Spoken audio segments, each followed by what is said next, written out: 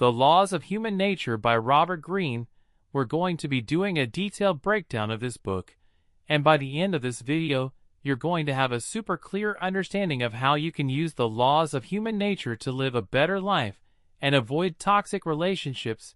We are all social creatures, and knowing why people do what they do is one of the most important tools you can have. We're gonna go over why parts of our brains affect our decision-making, how to detach from your emotions, dealing with narcissists, toxic characteristics of people to avoid, how to look behind the mask that people wear, dark side within us, and a heap more. Let's jump into it. Music. This is Jane. Jane is married to Paul. What Paul doesn't know yet is that Jane has actually been engaging in an affair with her coworker John for the past 2 months. Here is Mark. Mark likes to give to the poor, but only if he can promote it to his fans on social media and gain more followers. Mary and Kate like to pretend like they are friends, but behind closed doors they gossip and try to sabotage each other. So why do we do what we do? Law 1. The law of irrationality. Master your emotional self. You like to imagine yourself in control of your fate, consciously planning the course of your life as best you can, but you are largely unaware of how deeply your emotions dominate you. I bet you think that you're in complete control of your life, but are you really? You are for the most part completely unaware of how deeply your emotions control your life, the changes in your mood, and this disconnect from reality is where bad decisions and negative thoughts originate. Rationality is your ability to counteract these emotional effects on your decision making. The first step on the path to becoming a rational person is accepting that humans are fundamentally irrational creatures, living organisms for millions of years depended on their instincts to survive. Over time, for some animals, this evolved from an instinct to a feeling of fear. Our brains have evolved to a higher mammalian brain, which is comprised of 3 parts, the first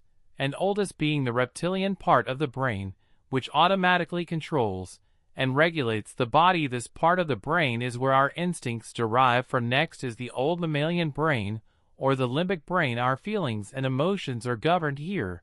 And finally, on top of that, we have the neocortex, the part of the brain that controls cognition and language. Our rationality resides here. Between these 2 parts of the brain, let me explain why our emotions originate here. In the limbic brain, chemicals are released to arouse our awareness of our surroundings. The problem is when we try to translate these sensations and feelings into words using our neocortex. For these 2 different parts of the brain, the communication and translation taking place between them is often inaccurate, and hence leads to our irrationality. Emotions and cognition are not easily translatable. What seems like anger may truly just come from a source of envy. Whereas animals feel fear for a short time, we often dwell on our fears. We make them greater than they are, and we can feel long-term anxiety. We are always feeling certain emotions, and therefore, they are always infecting our thinking. Rational people are aware of this. Being able to mitigate your emotions from your thinking helps you make rational decisions. Irrational people are not even aware that their emotions are playing a role in their thinking, often making rash decisions or exploding with rage over menial discomforts. Don't worry though, there are ways we can mitigate our inherently irrational minds. Step 1. Recognize and understand your biases. The most common emotion is the desire for pleasure and the avoidance of pain. This pleasure principle in thinking is the source of all our mental biases. Confirmation bias, going in search of evidence to support your point of view and turning a blind eye to anything that disconfirms your held belief. Finding evidence that confirms what we want to believe is confirmation bias. Counteract this by also playing devil's advocate and finding opposing views. Conviction bias, how can this idea be wrong if I can have so much energy to defend it? You may even have doubts about the truth of this belief, but now you have dug a hole where you feel the need to defend the idea and convince yourself that it is true. Appearance bias, the halo effect. If someone appears to have a positive quality, we tend to attribute other positive qualities to that person without any evidence. Likewise, for negative qualities, appearances are misleading. The group bias, we love and are relieved when we find other people who think the same way that we do. Isolation and disparity from the group makes us depressed. Groupthink is when people take up ideas solely because they bring us comfort and a sense of belonging to the group. The blame bias, our innate response is to blame others, it is more painful to look in the mirror and omit our mistakes. This is the blame bias, superiority bias.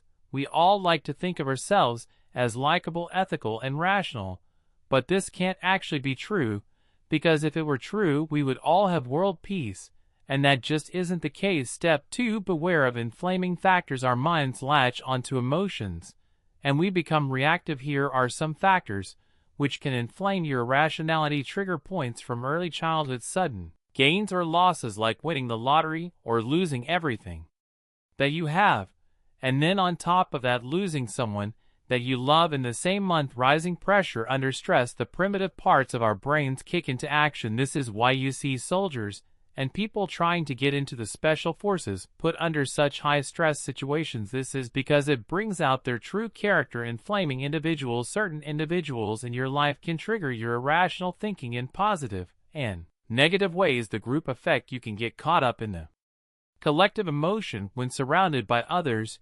You can see this on display at religious and political gatherings. 3 strategies to bring out the rational self. Here are some strategies to become a more rational person. 1. Understand you are fundamentally irrational, and that the emotional being thrives on being ignorant. 2. Examine why you reacted a certain way to a stimulus in your life. 3. Increase your reaction time. Take a step back and remove yourself from a situation. Cool down the emotions and let the rational perspective of the situation arise. 4. Stop trying to change people. Our interactions with others are a major contributor to our emotional chaos. You judge, you see things that you don't like, you want to change people, you get upset, you get frustrated, but it's a losing game. Accept people for what they are, and just try to work with what is presented before you. If you want to feel more clarity and calmness in your life, then the first step is to tame your emotions. Law 2. The law of narcissism. Transform self-love into empathy. We are all narcissists, some deeper on the spectrum than others. Humans are social animals, and from the moment we are born we have a need for attention. People will do almost anything to get attention. This includes crimes, attempted suicides, and hoaxes gone wrong. So where do you fall on the narcissistic spectrum? If you are anywhere below, let's say, the middle of the spectrum, you fall into the category of deep narcissism. You are self-righteous, reactive, rageful, and seek vengeance. These are the only ways you know how to mask your insecurities.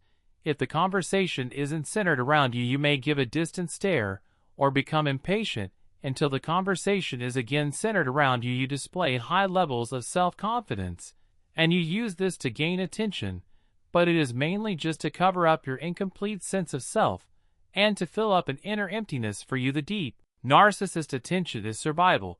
If you're above the midway level on the spectrum, you are a functional narcissist. Most of us fall somewhere here on the spectrum. You lack attention. If someone gives it to you, however, you are not always seeking attention. You are able to turn your attention outward, listen to others, and not be continually chasing attention from others. A healthy narcissist resides here at the top of the spectrum of its self-absorption. Top of the spectrum lies empathy. This is the complete absorption in others and not yourself. A healthy narcissist can imagine other people's perspectives. You can build relationships more easily, whereas someone in the deep narcissism range tends to slip deeper over time and is unable to maintain and build strong relationships.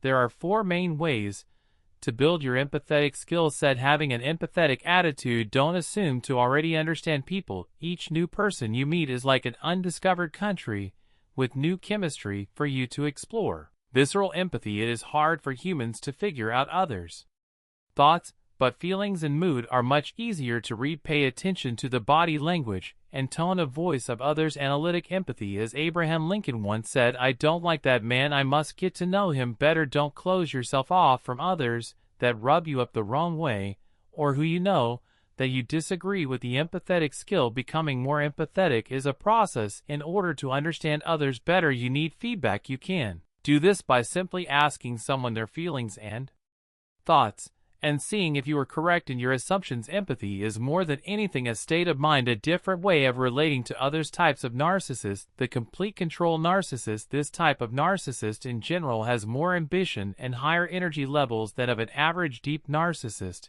as well as higher levels of insecurities. Control narcissists are hypersensitive to any criticism, but they are good listeners, So you need to be extra careful because they can mimic empathy. Get to know how someone operates in normal situations or at their baseline, then compare that to how they operate under conditions of stress or excitement. 3 People watch. Take some time to watch how people behave in situations. Take notes and also observe yourself. Remember the cracks in the mask we spoke about earlier, those flashes of micro expressions. People can try to prevent these cracks from leaking and showing their true feelings, but that would be futile as they are for the most part completely unconscious and uncontrollable.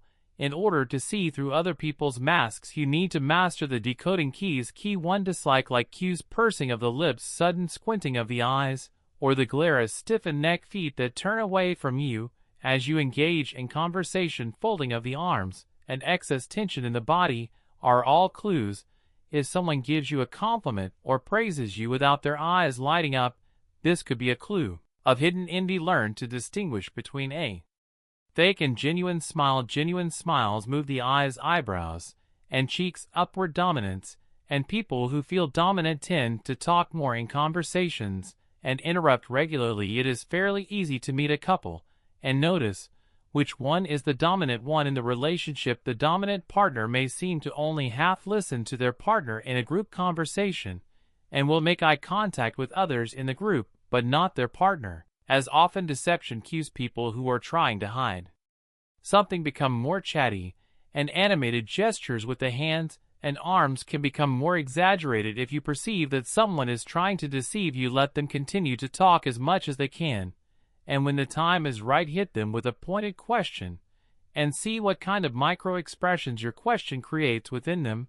The art of impression management. In order to perform optimally in social situations, you can do the following. Be aware of your nonverbal cues like body language and tone of voice. Give genuine smiles and use welcoming body language. Make sure you create the right first impression. Selectively make yourself absent and create an air of mystery. Make your behavior less predictable and project saintly qualities like sincerity and honesty. Law for the law of compulsive behavior determine the strength of people's character. Our characters are formed in early childhood, and by our daily habits. You can measure the strength of someone's character by how well they handle adversity, their ability to work with others, their patience, and their ability to learn music.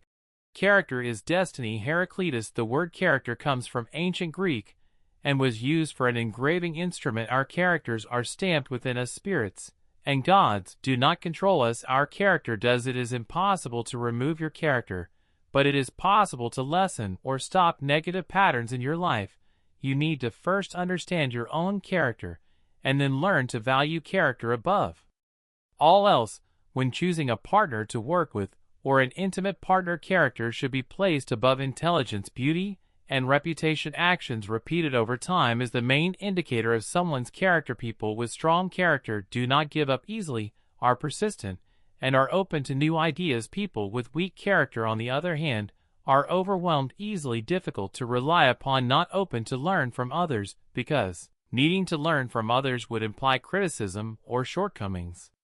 The most significant indicator of people's character comes through their actions over time. Toxic characters. You need to first identify and then steer clear of people with these toxic characteristics. The hyper-perfectionist, someone who may seem dedicated but is unable to delegate and must control every situation. In other words, a control freak. The relentless rebel, someone who hates authority and mistrusts anyone in power. They cannot accept any criticism and are often childish in their behavior. The personalizer, someone who is very sensitive and thoughtful. However, that sensitivity only goes one way, which is inward. They take everything personally. Avoid these people because they will try to make you feel guilty for something you said or did that spurred their sensitivity. The drama magnet, someone whose only way to get attention is by surrounding themselves with drama and problems. They always find a way to become a victim in any given situation. The big talker, someone who is always talking a big game but never actually finishes anything they have started. They will inevitably just waste your time.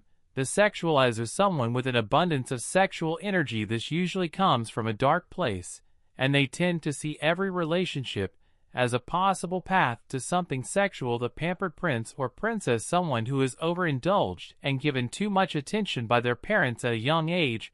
If they don't get what they want, they can show baby-like behavior to an extreme of even throwing tantrums. The moralizer, someone who condemns something but secretly is drawn to that thing. They seem moral, but they have a secret dark side. Law 5. The law of covetousness become an elusive object of desire. We are marked by the continual desire to possess what we do not have, the object projected by our fantasies. It is human nature to desire things we don't have, and once we have finally obtained that desire, we are already distracted and looking for something better. Most often this is referred to as the grass is always greener syndrome. Nowadays people see vulnerability and being forthright as a path to truth and honesty, letting people know all your likes, dislikes, fears, and loves, and believing that people should just love you and desire you for who you are. In actuality, what people really want is for their fantasies to be stimulated. But if you become too familiar, there is no mystery and no room for imagination. People's interest in you will be paper thin. Do not follow the moralism of the times, which urges honesty at the expense of desirability. Here are 3 strategies for stimulating desire. 1. Know when and how to withdraw. Be a little cold. Don't be needy. Never be too obvious with your opinions, feelings, values, and tastes. You want to allow for others to create their own picture of you in their imagination. Know when to withdraw, maybe for a day,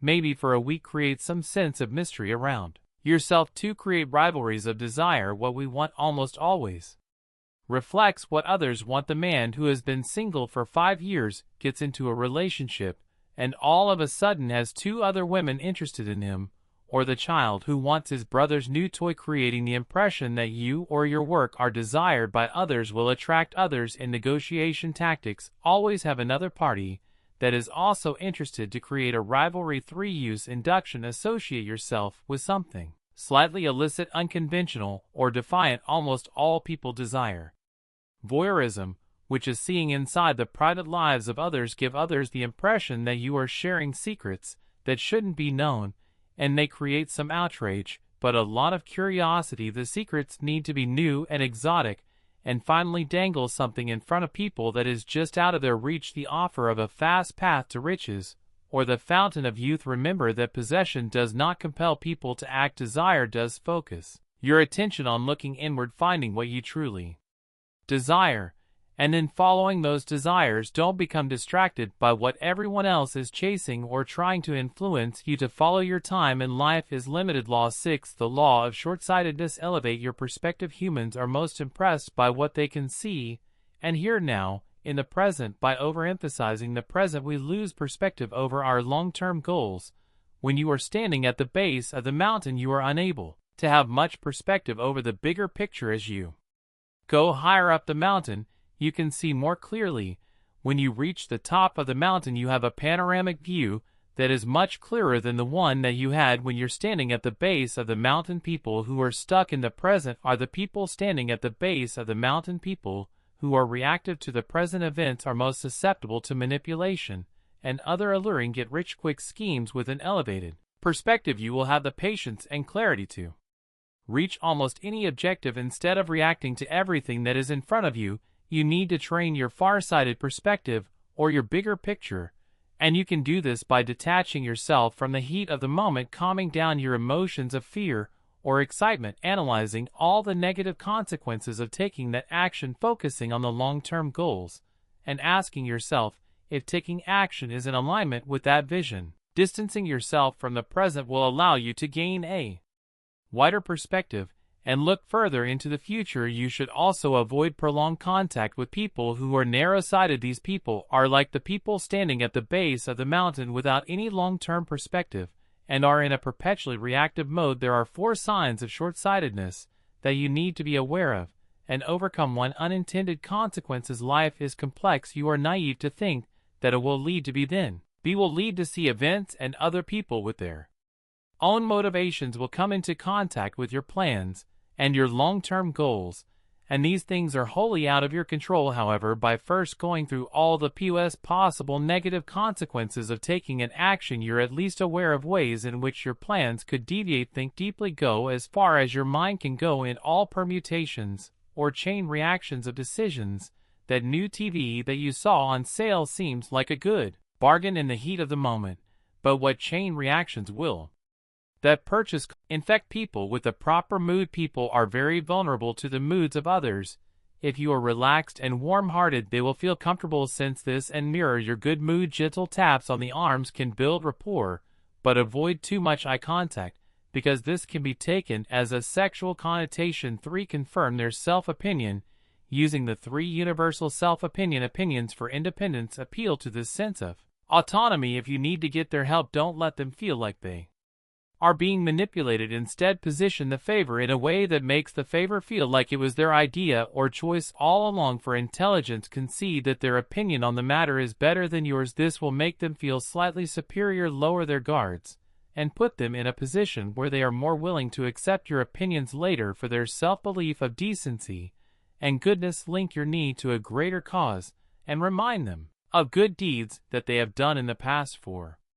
Ally their insecurities. Once you have identified someone's insecurities, be careful not to trigger them, and then go about giving compliments and flattering them about those qualities. 5. Use people's resistance and stubbornness. Subvert people's emotions, language, and stubbornness in a constructive way. Use the language back at them, because it is very hard for people to not follow the words that they have used themselves. Stubbornness stems from uncertainty and fear of change. If they have a rebellious nature, reverse psychology can be used to push them in a direction you want them to go. The royal road to influence is to put the focus on others. Let them do the talking. Let them be the stars of the show. The flexible mind. Just as the body tightens with age, however, so does the mind. When we are children, our minds are very flexible, and they learn to rate much faster than as adults. The ultimate frame of mind is one that is flexible like a child's and has the reasoning power of an adult. As we age, we become closed off to new ideas. Try to imagine your ideas and opinions like toy building blocks. You can play with them, experiment with them, throw some out, keep some, or get new ones. Don't become too attached and rigid to your ideas. Remain playful and flexible in your spirit. Finally, become more self-aware that you are not as good as your self-opinion makes you believe you are. You do buy services or products due to advertising influences. You do conform to ideas because of the groups that you belong to, and you are susceptible to being manipulated. Distance yourself from your self-opinion to see how it affects your thinking. Law 8. The law of self-sabotage. Change your circumstances by changing your attitude. You must not only be aware of the role of your attitude, but also believe in its supreme power to alter your circumstances. The way that you look at and interpret the world around you is what creates your attitude. If you see the negative in all situations, and you are fearful, you will inadvertently create those situations that you fear the most. If you are afraid of failure, you won't try new things, which results ultimately in a failure to succeed in anything. There are 2 general categories of attitude: negative and narrow, or positive and expansive. Negative and narrow-minded people are generally fearful, and in order to try and have control, they limit what they see and experience. Someone with a positive and expansive attitude, on the other hand, wants to try new things and is open to new ideas. If you want to change your circumstances in life, you first need to change your attitude. Here are 5 constricted or negative attitudes that you need to conquer. Hostile attitude. The world is a hostile place, so in order to try and defend themselves, people with a hostile attitude seek to become hostile themselves. In their mind, the world is against them. They blame others and tend to make others around them aggressive or defensive. Be aware of this type of attitude and manage your own hostility by telling yourself, when you first meet someone, I like this person, or this person is intelligent. If you notice less hostility in the world and in others when you begin doing that, then you may notice that the source of the hostility was actually manifesting from within yourself. Anxious attitude. Someone with an anxious attitude ultimately fears losing control of the situation.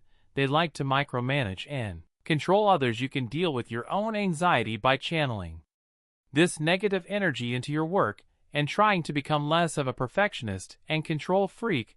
if you are dealing with someone with this type of attitude, don't let their attitude infect you. Be calm and become a soothing influence on them. Avoidant attitude, someone with doubts about their intelligence or competence, and who generally see the world through the lens of their insecurities, have this type of attitude. They avoid responsibility or challenges because they may call into action their self-esteem. Be cautious to form partnerships with someone like this.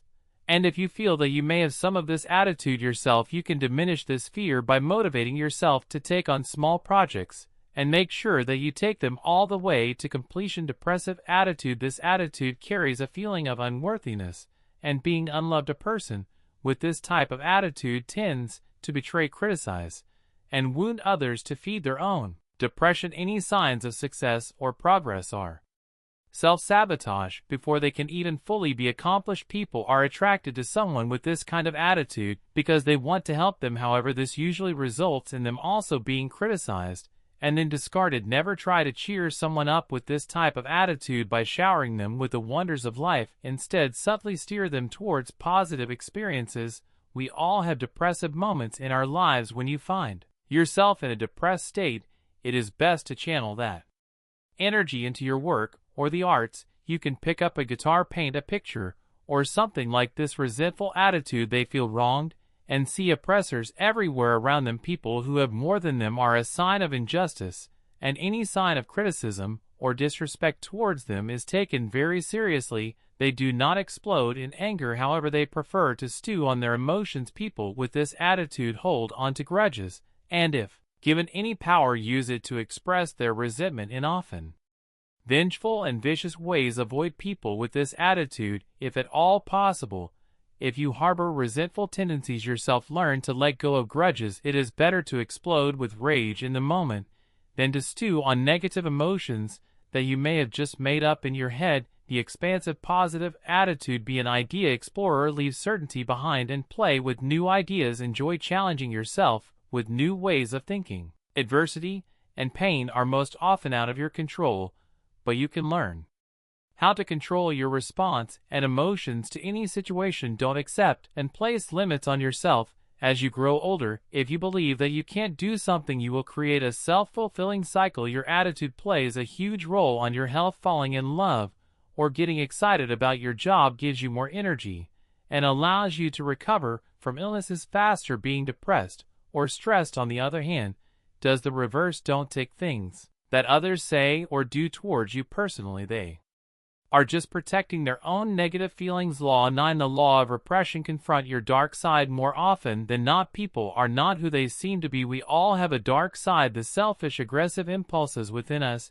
that we hide from the public view to fit in and feel respected and liked by the group. Carl Jung, the famous psychologist, refers to this as the shadow. The shadow lives within our unconscious mind, but can leak out through our emotions in times of insecurity or stress. Our dark side also tends to reveal itself more as we get older. Here are some notable signs of the dark side. Contradictory behavior. A person who preaches the rules but then breaks them. Emotional outbursts. Person who loses self-control easily. Vehement denial. For example, a person who argues against homosexuality but secretly desires it over idealization. A person who uses a good cause to act in a bad manner. Accidental behavior. A person who gets drunk and reveals their true emotions. Projection. A person who accuses someone else of desiring sex, money, or power when in fact that is what they secretly desire themselves. In order to conceal the shadow, we develop emphatic traits. These traits tend to cover up the opposite trait